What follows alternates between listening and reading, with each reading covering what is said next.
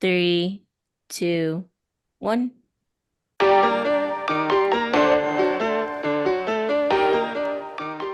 Glowing Up Latina, Season 3, Episode 24. Hi, everybody. Welcome to another episode of Glowing Up Latina. Hello. Hi, everyone.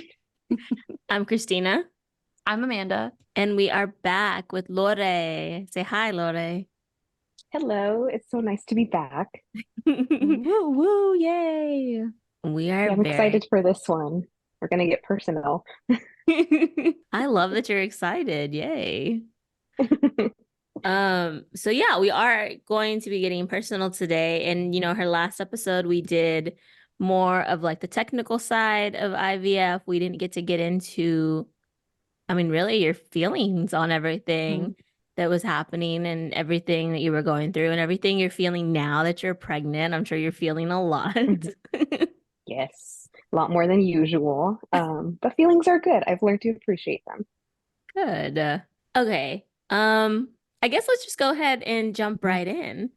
So was there anything about IVF that you didn't realize before starting the process? Did you have any assumptions or preconceived ideas about IVF that maybe turned out to be true or wrong? Hmm. Let's see, something I didn't realize was exactly to like what level it would kind of take over our lives. A lot of the shots, I mean, endless shots. And we used to sing that song, shot, shot, shot, shot, shot, shots. And we have a video where we're like dancing to it. Um, but it's endless shots. It's every day, even after implantation. So even once you get finally to that step of like you're putting in the embryo and all your hopes and dreams are inside you, it's still like, bam, a shot every day. And it also has to be at a specific time. You have to be consistent. And kind of like I kind of mentioned it in the last episode, how we had to take on so much of the learning ourselves. Um, that process was also part of it. So my husband was the administrator of a lot of the PIO shots. So that's progesterone and oil, and those go in the back, like the back hip muscle. And it's a 1.5 inch syringe. It's a big bad one. And after, weeks of doing it, I think after even the second week, I was getting all these purple spots. And you're hitting the same spots over and over and over. And no matter how much you ice during the day, you can feel it. You could just feel how sore you are. So I wasn't prepared for how much it would actually take over my day to day. And I'm very clumsy. So I run into doorknobs a lot and I bruise my arms. But I also run into doorknobs a lot, like if I'm walking backwards or something.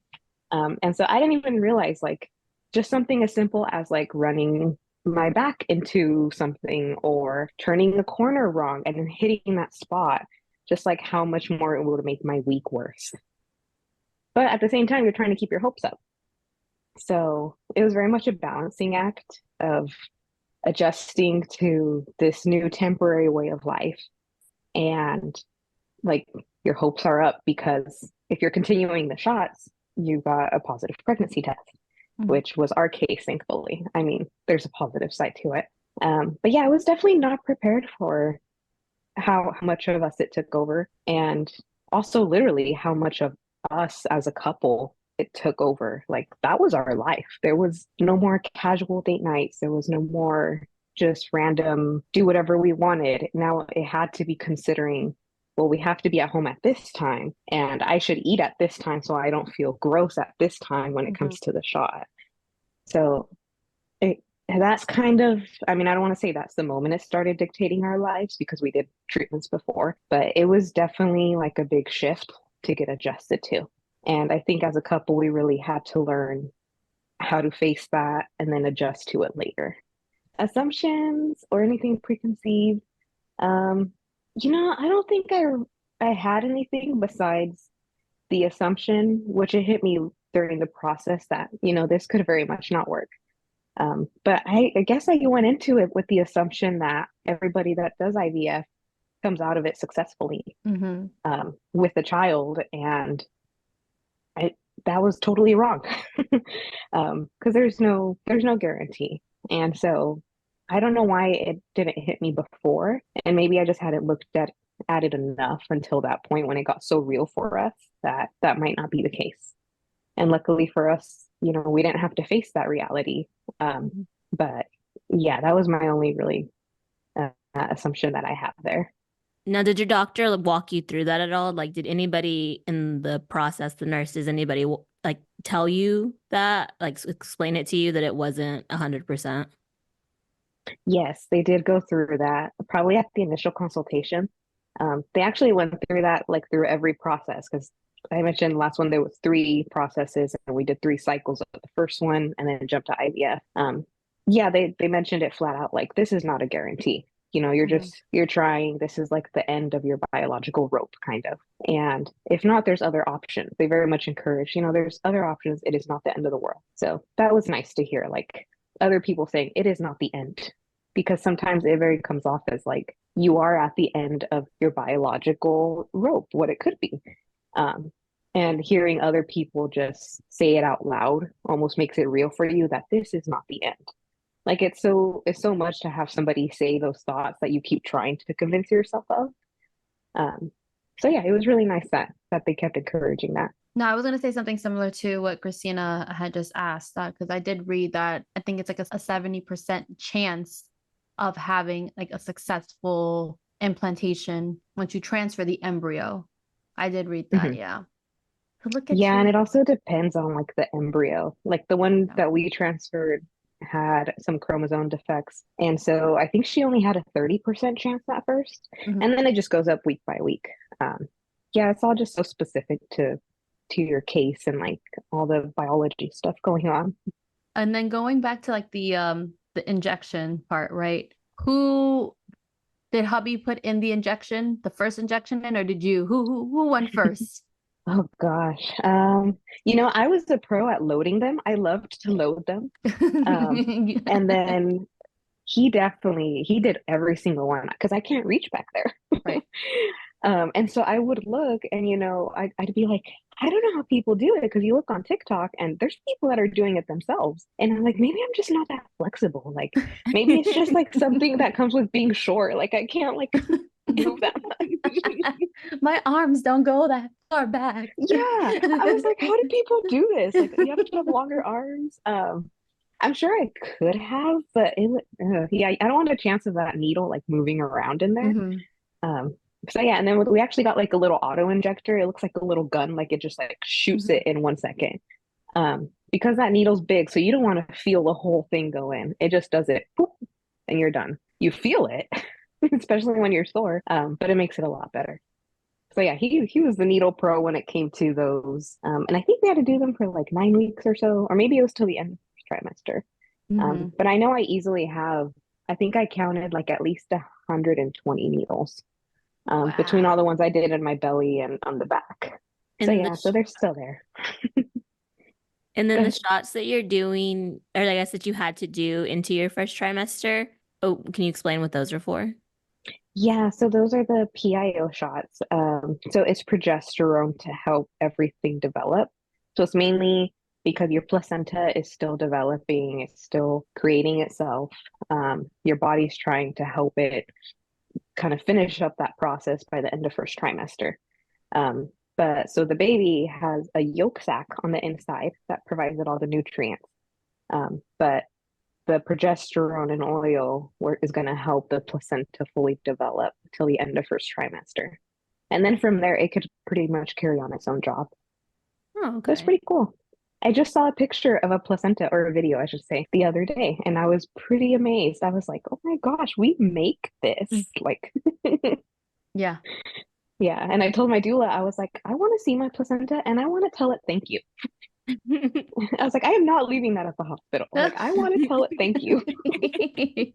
And then I don't know what's going to happen from there, but we'll see. And I was gonna ask when you were talking about the shots, are you a looker? Like, do you watch it being done? I didn't like the ones in the back just because that big needle. I do not like needles. My whole life, I have hated needles. Like even when they take out blood, I've donated blood so many times in my life, and I can't watch it. I like look away, and it's not the blood itself, but it's seeing the metal go in. And then of course, like I had to deal with it. So the stomach ones, those weren't bad because they're little. Some of them are a little bit bigger. But I remember I would stand there and be like, okay, 1, 2, 3, go. And I wouldn't go. And I would do that like 10 times. And then I'd be like, finally, like just do it. And it was done. Like all it took was a second. Um, but yeah, that was hard. I can watch the little ones, the big ones, I'm still kind of like, when I it can't. comes to epidural, Oh yeah. Oh, but you That's a, probably and I heard can't. that's a, Yeah. thank you. I was about to say, that's a big one. I mean, luckily I'm not looking. I can't look, Yeah. but I hear a lot of people can't look, like they faint and stuff. Yeah, they Like don't even I let the husbands like hold the wife. Like it has to be a nurse because you can't move can't her. She move. You has to have be this. still. Hmm. Hmm. I heard that that needle actually it stays inside. I did I didn't not know know that. that. Yes, I just found that I out was and I was like, like, what? like it goes in between the vertebrae, I think, into the Hmm. spinal cord, and it just stays there. Yes, I and I was when like, what am I supposed to do? I when I found out, I was like, no, are you kidding me? Like you're pushing out a baby and it's in the cord. Hmm. That's what like I don't understand. Like I don't understand how you can lie on your back, push, and everything is just okay. Yeah. And Insane. there's different type of epidurals. Like we had our doula meeting a few days ago and she was telling me there's a walking epidural so that you can walk around. And I was like, I know I definitely want to move around, so that Hmm. I want to look into. Hmm. And then she was like, they could also give you like a morphine drip or fentanyl. Oh my And gosh. yeah, oh yeah. Well, I was like, doesn't fentanyl kill? And she was like, Right. well, if you abuse it. And I was like, oh, I mean, that's what all the signs say. exactly. I was like, we just drove on the highway and I saw a sign that said fentanyl kills. And they want to give me fentanyl? She's like, well, when you abuse it. Yeah. And I was like, it's just my pregnancy brain. No, that was an honest question. Come on. Like, I I know. hello, I'm pregnant and you want to give me fentanyl? Like, Yeah. Yeah. So I honestly don't know at this point what medication. I used to be all for the drugs. I think on the last episode, I was like, give me all the drugs. And now I'm kind of like, I don't know. I don't know what I want. I feel like this is the stuff that we need to learn in sex ed. Like nobody's gonna want to have a baby once they know this. thank you very Yes. much.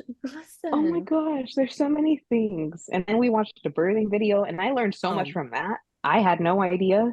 I'm not going to say things, but I had no idea that happened, like the way it happened. And I was like in shock. And I was crying. I cried with everything. I was like, it's so beautiful. And then I was also in shock. oh wait, you know what? Amanda has seen a birthing video. She saw one in high school, didn't you? Listen, I was surprised because I went to a private Catholic high school. And I honestly was surprised when they showed us the video because I didn't think they would, but they did. Oh my God. Oh, scarred, Yeah, scarred. I was like, I But didn't know it was like that. Like, so yeah, we need to learn a lot more. I don't know if Mhm. they'll ever teach women what we fully need to know about our bodies. Yeah. No, because then we wouldn't do it. If I had seen a birthing Right. video at Amanda's age, I think I would have never considered kids. Like I don't think I would Yeah, you know. have. Um, but okay, so can you talk kind of, I guess, about what is going through your head during all of this? Like you're getting all of this information, I mean, you find out you have to go this, I guess, medical route to achieve your pregnancy. Like what feelings are coming up for you during all of this? Whenever we went to a fertility clinic, whenever I got the referral finally from the OB to the clinic, I remember sitting in my car crying because I felt like I finally had an answer or like I was finally validated and it was finally going to be real and start for us. And then we went to the clinic and I was like, oh, we have options. We don't have to jump to IVF. We have other less invasive options. And so, actually exploring the other option that we did first, I was actually really excited about it. I was still kind of terrified because I didn't know what I didn't know. But in my head, it seemed, I don't want to say safer, but like less risky to put my body through that if it worked. And then I remember when it didn't work and the devastation and jumping to IVF and thinking this is really the end of it. Like as far as like having biological kids, this is our last option. And it just really hit me. Like, it's almost like my reality just did like a 180. Like, just had to kind of like engulf me so that I could really appreciate it being our last opportunity for this way. Um, and so it was it was really devastating at first because I was like, I was very hopeful that there were other ways that would work and we wouldn't have to do the extreme. And then it felt like we just got handed the extreme. And luckily, it was an option for us. And I'm still very grateful. We were super blessed with everything that we had from insurance and all of our resources and support from friends and family. But I remember I was just terrified, and I'm a religious person, but I'm not like super religious. But I would question a lot and be like, why us? Like, why did this have to happen to us too? Like, there's so many things that have already happened, and I'm just like, why did we get chosen for this? And actually working through those feelings with my therapist, she would be like, instead of thinking why us, why not think why not us? If it's us that have, the 30K coverage and insurance, we have these work from home jobs that allow flexibility. We have all these resources. And I was like, I guess that is a positive way to look at it. Like, it could be a couple that's really struggling already financially in other ways, or it could be us that we have all these resources and then it worked. So it's kind of been a battle of trying to take it and appreciate it along with devastation, if that makes sense. And sorry, if for 1 second, can you Mhm. describe the shirt that you're wearing? It's really cute, and I forget Uh, people listen to us too. yeah, so I got it on Etsy and it was just so cute. It was a time when I really needed like to embrace IVF. And so it says IVF warrior because we call ourselves warriors. And it was that or the pineapple, and I wasn't gonna get a pineapple. Yo. Yeah. So I got this one, and I think I'm actually gonna get a few more because this was a time when I was really struggling to accept that, this was our process we were gonna do. This was gonna be incorporated into our lives. Um, and now I almost have like this really weird proudness of it. Like I'm almost defensive about it. And now I want more shirts, just no pineapples. Okay, for everybody who doesn't know, explain the pineapple. Yes, so the pineapple is a symbol of infertility. It's a big thing among the community, and it's pretty much it means like we stand tall. We take up space, we stand tall, we're proud of who we are. And the downside of that is I think it's an upside down pineapple. It means like you swing, like you're part of swinging couples or groups or something. So that is the downside of the pineapple. And I was That like, I do kills not me want to be every time. pregnant. Yeah, I was like, why did they have to choose a pineapple? There's so many taller things. Like of all things, the pineapple. A Like, palm Yeah. yeah, tree. right. They stand tall Yes, too. exactly. Oh, yeah. Yeah. So it's funny. Yeah, that's why I had to get one like this. And I still want to look for more. There's still more that I want to do. And through this process, like I know it was hard on you, but can you explain a little bit or get into a little bit like what's happening like with your relationship and how you're navigating all of that as well as along with navigating like what you yourself are feeling? Yeah, so I think we did a big transition as a couple. I don't want to say into a different maturity step, but maybe into like a deeper emotional state with each other. And he's already my best friend. And so I didn't even know it could get deeper than what it was. But it can. And so there were a lot of times he didn't understand, how I felt and how could he? He wasn't doing the physical part. But he was trying to be as involved as he could. He would take all the notes. He would practice and watch all the needle stuff, and he'd be like really gentle whenever it came to the needles, and then like massage the area and make sure it like went in and that it was like numb enough because I could put ice and like kind of freeze the area a little bit. And so he kind of learned to do all that, but it still it felt like he could only help up to an extent, which was true, but I could see it in his face. He was just really struggling to be on kind of the same page that I was. And it might have been because he would actually see me in pain and he would be perfectly fine. And I think it finally took a lot of opening up. I would start to journal, and I still journal to this day. I would start to journal all my feelings, and I worked through a lot of it in therapy on my about my own feelings. But as a couple, we had to make sure to do check-ins with each other and just let those feelings out. Just almost have like a non-judgmental feeling venting session. And it got really deep and really hard sometimes. Like there were a lot of feelings of almost resentment because he didn't have to go through that. And but he was going through it with me in a sense. So it just felt so unbalanced. Um, and it took a lot of work. We would meditate, we would just stay up talking so much. It was a really rough patch. And that's what I would tell my friends and family, well, mostly my family, whenever we would tell them and open up that Jake and I went through it. And oh, his name's Jake. Jake and I went through it.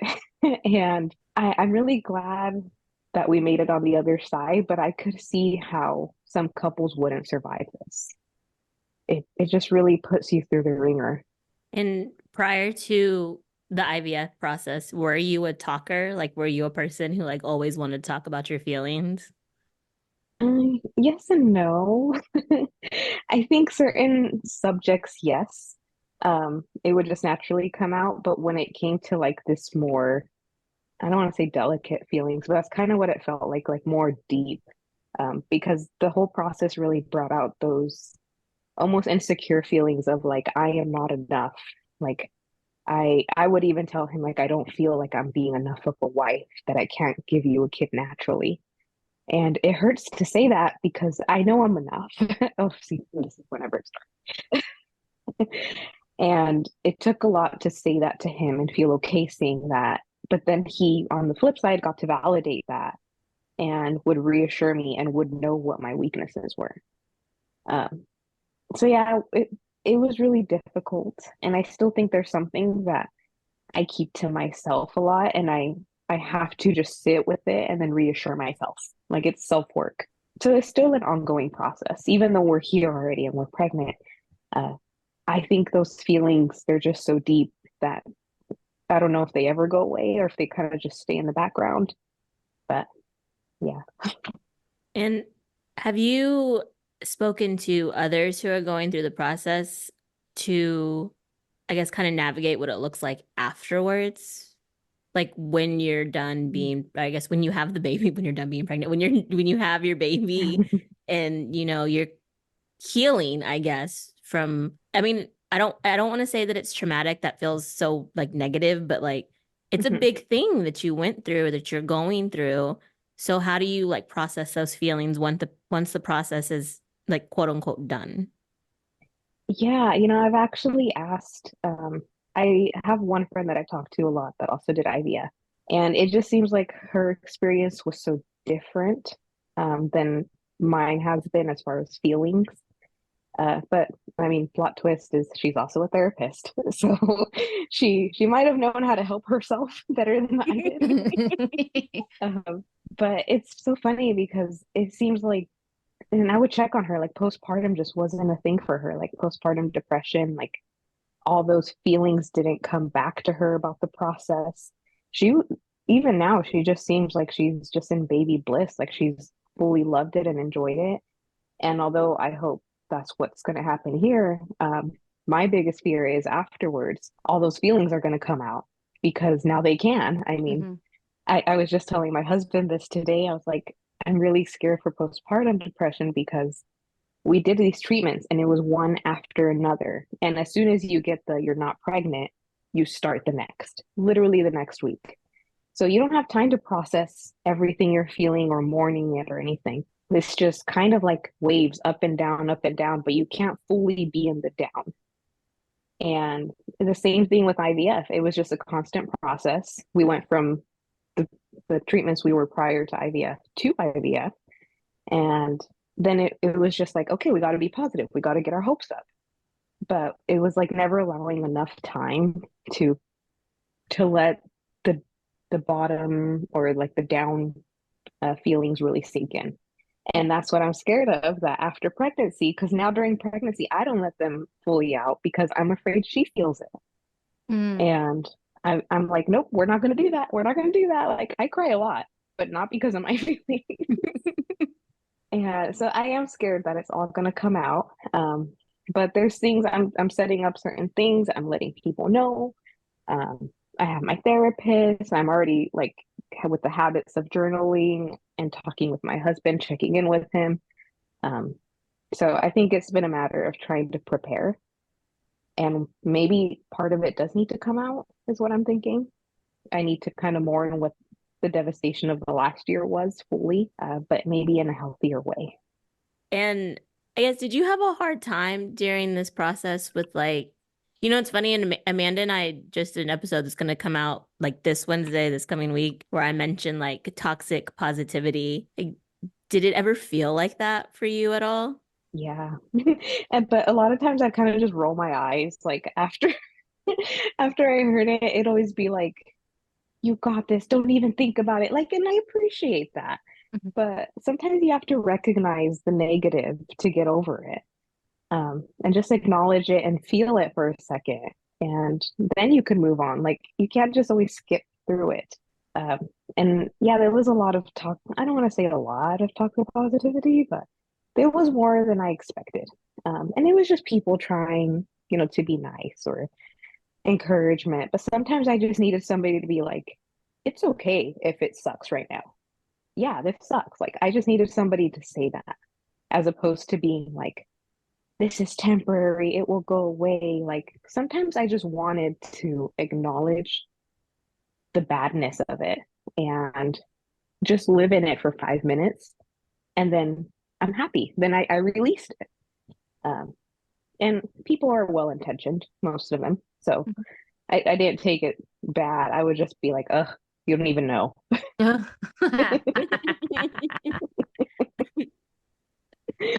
So yeah, but I still appreciate all the positiveness.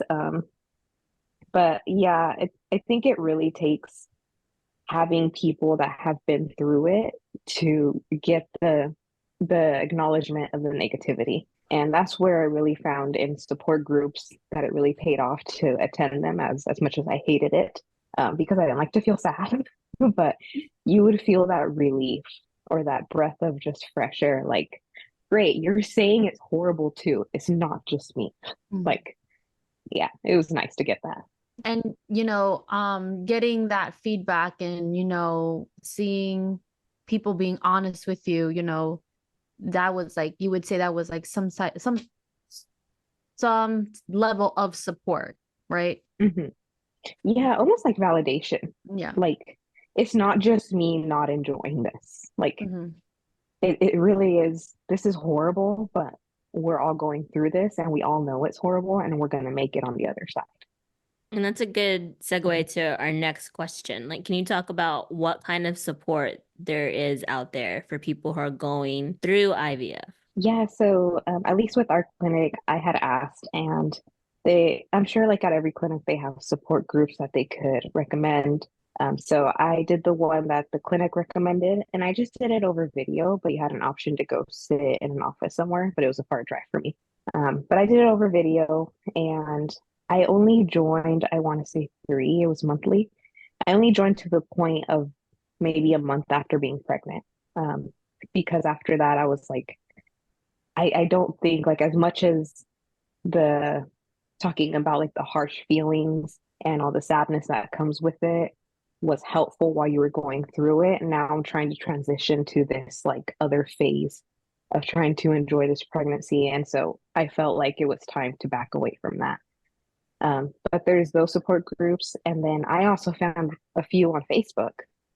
So that was actually really nice. And I would just join it and I would just read posts. And it wasn't even like me participating. It was just reading people's stories and stories of happiness afterwards or finding different ways to deal with multiple aspects of it. Yeah, it's just there's a community. You just have to search for it. But it is becoming more well known as an overall like struggle, like fertility. It's finally getting a little bit more of a spotlight than I think it used to have. So it's out there. You just have to look for it. And you kind of answered this question a little bit, but through your journey, did you feel it was easier to find comfort like in your friends or family or in people who were actually going through IVF? It's kind of both. I mean, so through friends and family that haven't been through it, that's where I felt a little bit more of the toxic positivity.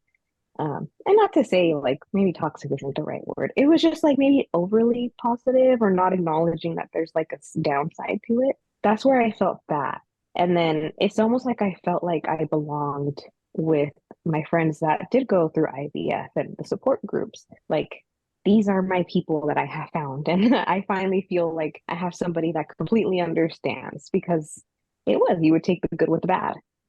So it's funny, you would just get different support. Like there were times when I purely needed the positiveness, Mhm. and I could get that from friends and family. And I could also get that from the friends that went through IVF. But then there were times when I just needed somebody that really knew, like, and really knew the decision making. And I mean, from the beginning, the child isn't even fully conceived, and you're already having to make decisions about their future. So somebody that really understood that versus like the traditional method of getting pregnant, where you find out it's a nice surprise and you got pregnant in a fun traditional way versus, all these painful procedures. So you get a little bit of whatever I think you want to get out of it. If that makes sense. You have to balance kind of where you go to. Can you explain that a little bit? You said you were making decisions before your child was fully conceived. What do you mean? So it was like the testing, getting like the embryos tested. Or we had to make decisions on like I don't even think this was before egg retrieval. Just one day at an appointment, just out of nowhere, it was like, hey, here are all this big pamphlet. You guys can go to a conference room and discuss what do you want to do with the embryos if the husband dies? What do you want to do if the wife dies? What do you want to do if you guys get divorced? What do you want to happen if you both die? Do you want to name somebody? And it's just all these different questions that it's like I guess you might find something similar like that if you have kids and like create a will, but it almost felt like we were doing that so ahead of time. Like they were even non-existent. We hadn't even done the retrieval. And it was just making these decisions on potential children of ours. And we weren't ready for that. I mean, we sat in that conference room, we took our time. We were like, we're going to sit here and we're going to talk.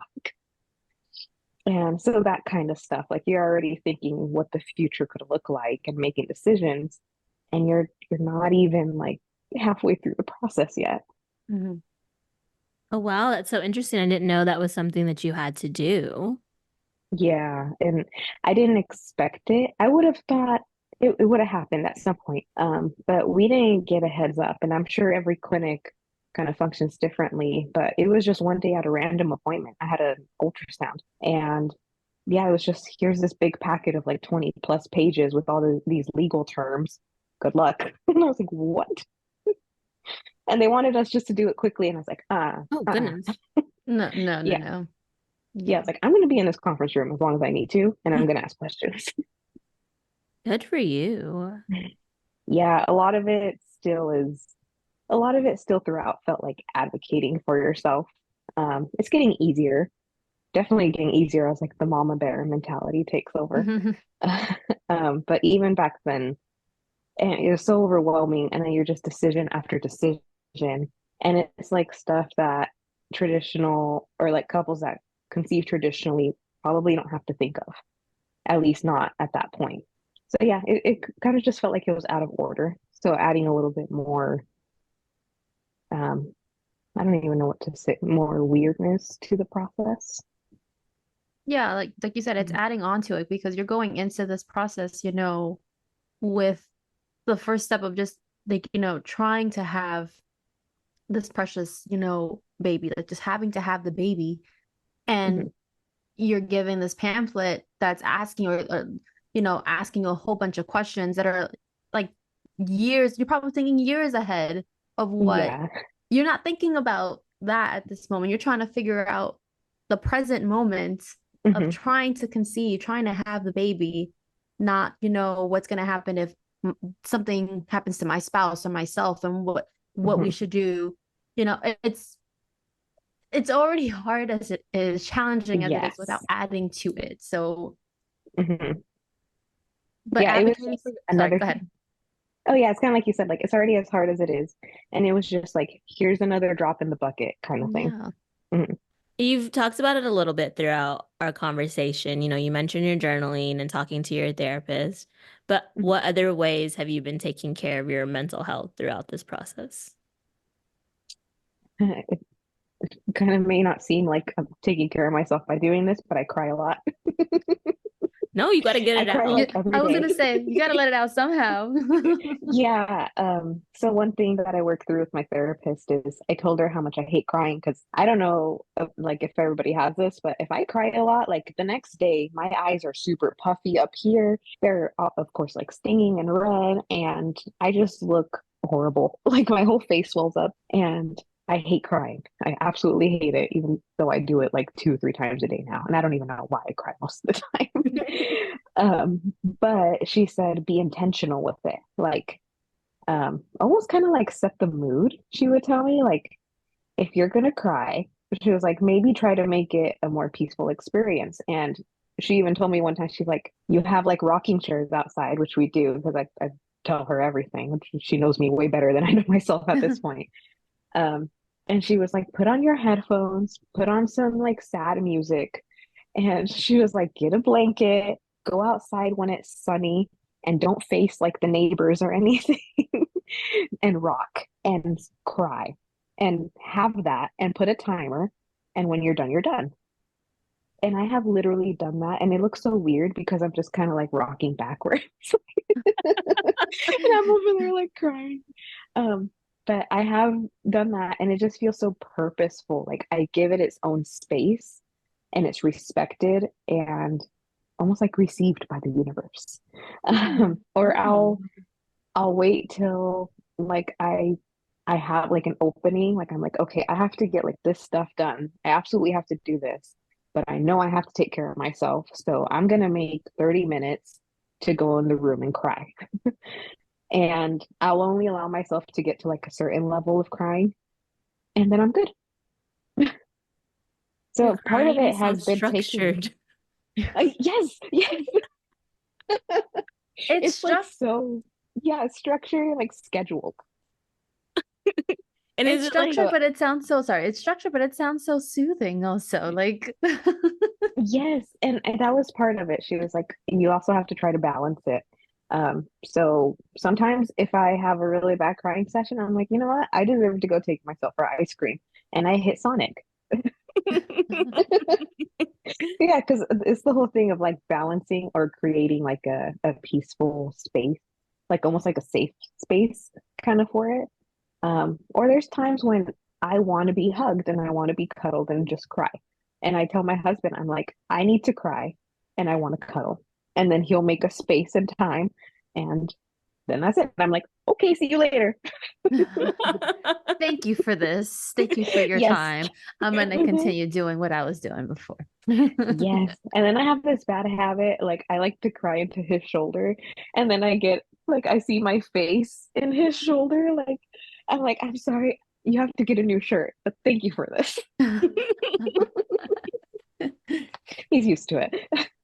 I am so fascinated by like, do you want to cry, but you like stop yourself and you're like, no, we're gonna cry at this time later on. And then it just Yes. happens? Yep. Really? Yeah. Twisting. There are some times when I can't help it. And that's more hormones. I've learned when it's more the hormones or when it's something that like actually gets me and I need to make time. So the hormone ones, those are a different story. Those I'll just be sitting and I'm like, I really want something sweet. And I'll just have a few tears. And I'm like, I don't know why I feel sad about this, but I just do. But those are like quick. Like I don't even notice. Like I don't really have to fix my makeup or anything. But then there's the specific ones where I'm like, something happened or triggered me, and I need to make time for this. Mm. And that's how I've kind of felt like I've been able to keep my emotions more balanced, especially during pregnancy. Wow, how interesting. I love A lot that of for you. self-work. Yeah. Yeah. Well, before you go, we obviously want to talk about your pregnancy journey. I have a couple questions. Okay. First of all, Can you give us your pregnancy essentials? Oh, there's so many. Mm. Okay, well, I was always like a big baggy like shirt girl. Like this shirt is a double XL and my belly is like tightening it. So I recommend a lot of big shirts.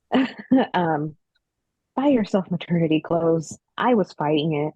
I was fighting it for so long. I did the jeans where you would like put on your regular jeans and you'd put like a hairband Uh-huh. like for the button. I don't know why I did that. I needed to finally accept, and I was only like maybe like a month and a half or 2 months because the bloating starts, and I was already not fitting and stuff. And I was like, I just have to accept. It took me so long to accept that I need maternity clothes. Just get yourself clothes. Get yourself like I think I have like a thing of like 10 outfits, and I'll just go through them. Um, but I'm so happy I did that because at some point I was stretching out some really nice pants I liked. And I don't know if they'll be back to normal after all this. So yeah, definitely that. A good water bottle because the thirst is real. Snacks, stock up on snacks, tissues because hormones. Yeah, and then just the regular stuff like before you know it, like your stomach's stretching, your skin gets dry, so you want like all those oils and the specific lotions. I get a lot of like treat myself things. So I'll get like the under eye, like the vitamin C things or the masks. I think right now, yeah, I have some nail stickers right now, and it just makes me feel a little bougie. You know what? I noticed them and I was like, that's so cute. I They are noticed so they cute. looked very cute. Yeah. I was like, oh, I see she Yeah. got her nails done. Okay. And then I started, I think it was like the first month, I was like, I need to do like more self-care things. So that's what made me feel good because the nausea really got me. Was I started scheduling a monthly pedicure. And I was like, I don't even care if I can Nice. reach my toes. I am just gonna go Nice. get a pedicure. Yeah. So yeah, definitely self-love is essential and acceptance and just embracing all the changes because it is temporary. And as much as we fought for this to happen, this pregnancy has been horrible at times. And I'm so tired and hungry at the same time, and also not hungry. But I'm really trying to take it in because this is kind of a normal pregnancy type of Hmm. thing. So with IVF, it's not certain, like I mentioned before, if it'll work. And although we have more embryos, it's not certain that they'll work. So I'm really trying to take everything and even the bad. And I Hmm. could say when I'm older, looking back, like I took it all, like no regret. Hmm. How about a body pillow? Are you using that? Did you ever get one? Yes, I forgot. So sometimes I go back and forth with it. Sometimes it's the enemy. I will literally get up like at 3 a.m. and toss that thing. And I throw my anger out on it. Yeah, so that one is hit or miss depending on like how you sleep and everything. I think the one I got, I have like a C-shaped one. Um, that one is a definite like plus. You need a pregnancy pillow. Probably from the time you get a bump, like even if it's little. I used to feel bad sleeping on it. And now I can barely sleep on the side because she goes nuts. But yeah, pregnancy pillow, What lotion comfy and oil socks. do you recommend? They have those specific pregnancy ones. I think it's Palmer's, Mm. and Oh, it's cocoa like, butter? yes, yeah. Um, and you do look like a glazed donut, but it's nice. Um, and I put that like all on my thighs. I'll go all the way up like my whole torso. I don't care. I'm like, whatever. I will smell this way and I will be fine. How many tubs of that do you think you've gone through? Or bottles, I should say. Do you think you've gone Um, through? I think I'm on my second one, Okay. which is kind of surprising. Yeah, and I might have to buy a third one. I have like that much left, but I also have like that much left of pregnancy, so Yeah. I'm debating. Yeah, yeah, that and then just nausea meds early on. I feel like I try to fight everything. I'm very much like that. Like if I have a cold, I don't accept I have a cold. I will wait until I'm like kind of feeling like death, maybe too long. And that was a big lesson learned in pregnancy. It's Mhm. like I just have to stop fighting it and just accept. Um, with the body oil and the lotion and everything, how are your bed sheets doing? those are good because I have big shirts. So Oh, I don't have nice. cute pajamas. I've always had like oversized shirts and like whatever bottoms. Um, but now I think they're called muumuus, right? Yeah. Like, Oh, Like yeah. like a nightgown? like a bata, like a big long, Yeah, like a yeah, big bata, like the old yeah, lady batas. Yeah. yeah. So I've now gone into those later in this pregnancy.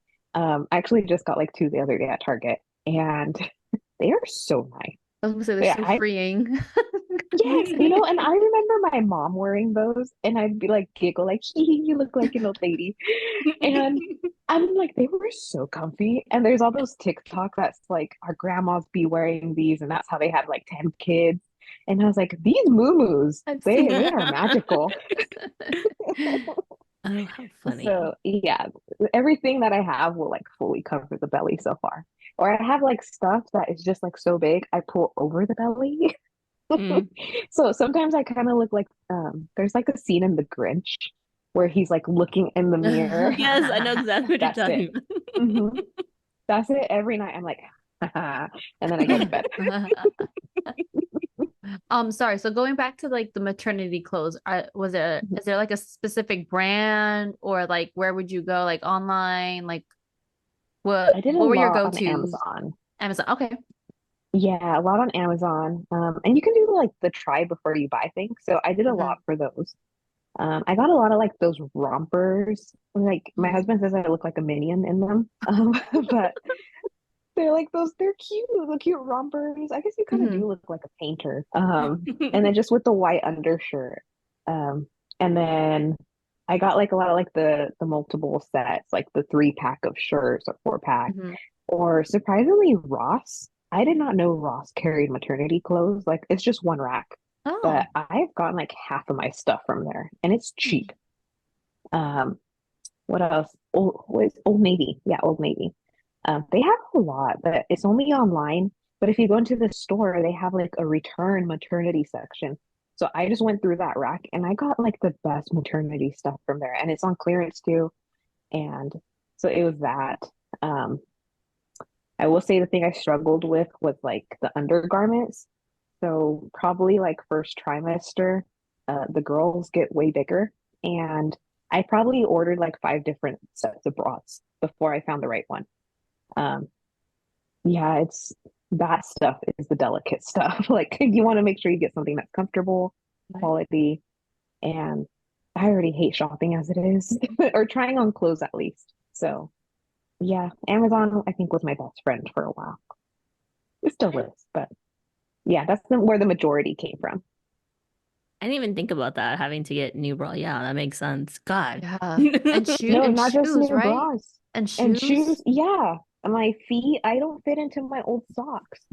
Um, Socks. Socks are supposed my to stretch. yeah, They're but they meant to would get stretch. yeah, they'd compress my feet though too much, and I could see the No line. way. Yeah, so my feet did get wider. I don't think they've ever really been swollen unless I'm walking around for a while, but they did get wider. So now I'm wearing like what were like my loose sleep socks as my regular socks. And they have like dogs and stuff on them. Like they're all funny socks. They're not serious socks. And underwear is also a thing that early on I did not expect. Like you had to switch because you start getting that bloat. And so it was like early on I had to switch to kind of old lady looking underwear. Yeah, it is a harsh reality. And I would call my sister and I'd be like, you didn't tell me this happened. And she would just be laughing. Oh my goodness. Not laughing. Yeah. She was like, yeah, you have to do that. And I was like, great, great. I'm learning so much. Yes, there's Exactly. so much to learn. Oh my Yeah. gosh, yeah. Well, okay, so then that kind of brings me to my next question. What has been the most surprising part of pregnancy for you? Mm, I'm really shocked whenever I go out and I see other pregnant moms or just moms in general. And I'm like, so many people, like half the population, like all the women probably usually go through this, and we just go about it normally. Like we're still supposed to work, we're still supposed to do normal people things, go on by day to day. I have been like fully like limping over in pain some days. Or I've been so close to like peeing myself randomly. How am I supposed to go to work? And I'm just like, how are we like honestly, like I look at moms now or just women in general, and I'm like, you freaking go, girl.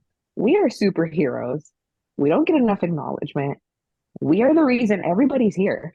Mm, true I that. think that's been the most shocking is my perspective on women has changed.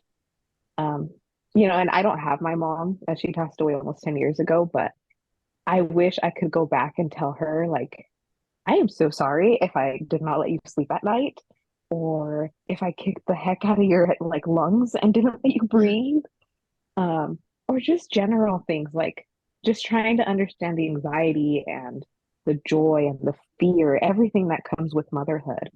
I have no clue.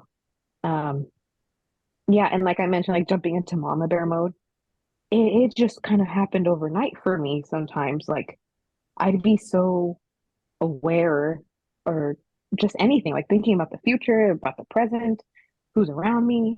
Like it wasn't kind of like that same little carelessness I had, even though I was very careful already, but everything, the perspective just changes.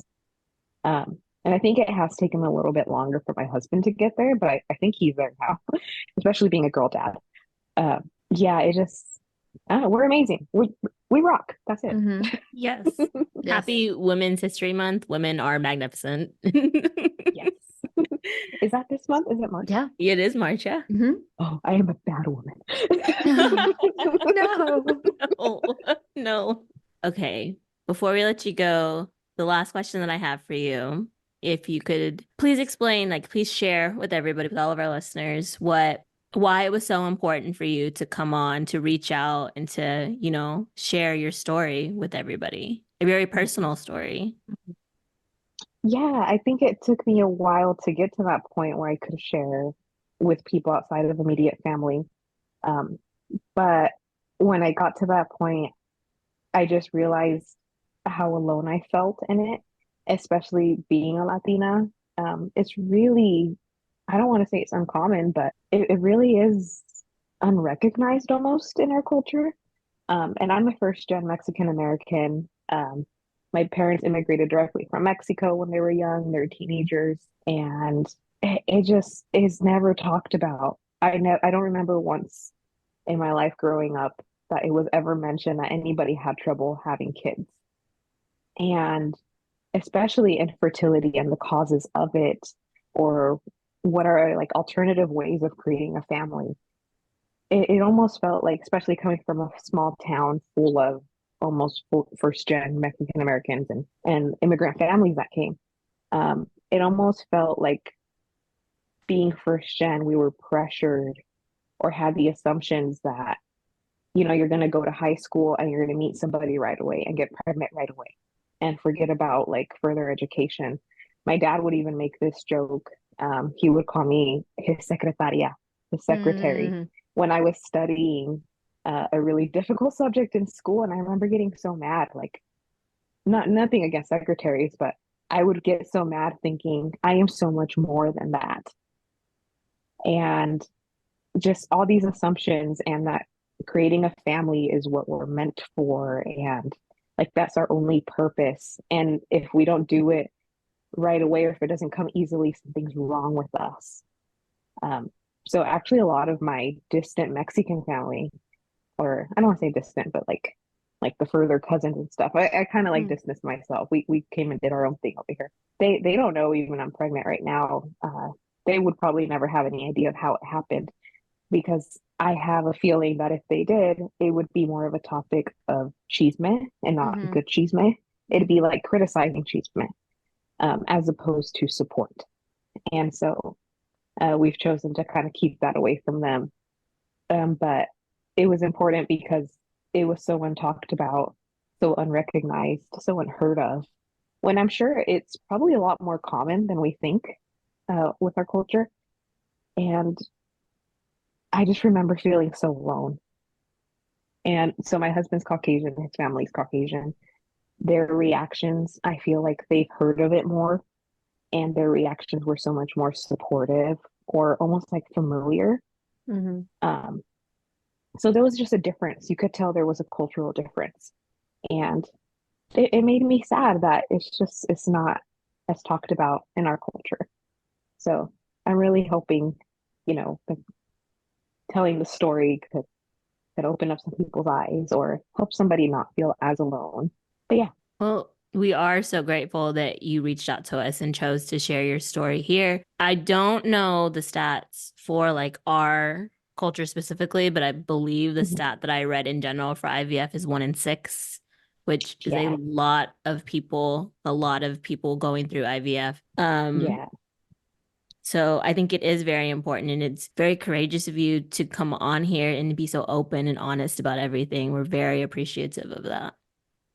Thank you. Yeah, and I think especially you think of Latin families, or in my case, a mixed family, but I'm still so proud of where I come from. So our kids are going to be fully embracing the Latin side too. You think big families right away. You think these Mm-hmm. huge families are everybody popping out like 6, 7 kids, and that's how it used to be. Now it's different, but you still think of big families, Mm-hmm. and that's kind of been like the stereotype. So when you don't meet that, it almost feels like you're not fitting in, kind of. Um, so yeah, I just also wanted to share that whatever your family looks like, if whatever is good for you is good for you, regardless of what anybody else thinks. Thank you so much, Lore, for, sharing your story, your journey with us. It means a lot to us that, yeah, that you also trusted us with that, because although you listen to us, you know us. Yeah. We got to know who you are through your journey. And before this, we didn't know each other. So Mhm. we feel thankful. We're grateful that you shared this with us, and, allowing us you have this platform to share with the Mhm. Latinx community. Yeah, thank you guys. Thank you guys for creating this platform. So I know I started listening, so I didn't feel as alone. So I'm hoping other people will feel the same thing. Thank you so much. Before you go, Mhm. do you want to share what's making you glow this week? Yeah. Let's see. I think what's making me glow personally is, well, I'm not going to be doing it, but I'm going to watch my husband put up stuff in the nursery. So I have some shelves and some decor for him to put up. And I'm going to sit there rocking back and forth, but I'm just going to be happy seeing it all come together. Although she's not going to be in there for a while. But that's just been a big step, just getting that done. Because there was a point when we didn't know if I was going to be able to see everything come together. We had a complication on week 17. And if it happened again, I was going to be hospitalized until the end of pregnancy. So luckily that didn't happen. And I've gone to see everything come together, and I enjoy it. He puts up one thing, I am there watching. So I am supporting from the sidelines. But yeah, that's making me glow this We love that. Mhm. week. Well, we can't wait to hear an update for when baby girl comes. We're so excited for Yay! you. She wants out, I can tell. And we hope everything goes so Yes. smoothly and that you Thank don't you. even realize the epidural is happening. Right. Oh gosh, yes. And don't forget, guys, you can catch us back here next Wednesday and every Wednesday for the foreseeable future until we hit 30 episodes. You can find us on YouTube. You can find us wherever you listen to your podcast. Be sure to rate us 5 stars on Spotify and leave us a glowing review on Apple Podcasts. Don't forget, that's how people find us. And we are always so appreciative of your kind words and your love notes. Yes, and continue to follow us and like us on Instagram at Glowing Up Latina. Don't forget to also just look out for the stories for any questions to submit for Am I the Asshole episode, which is our final episode of the season.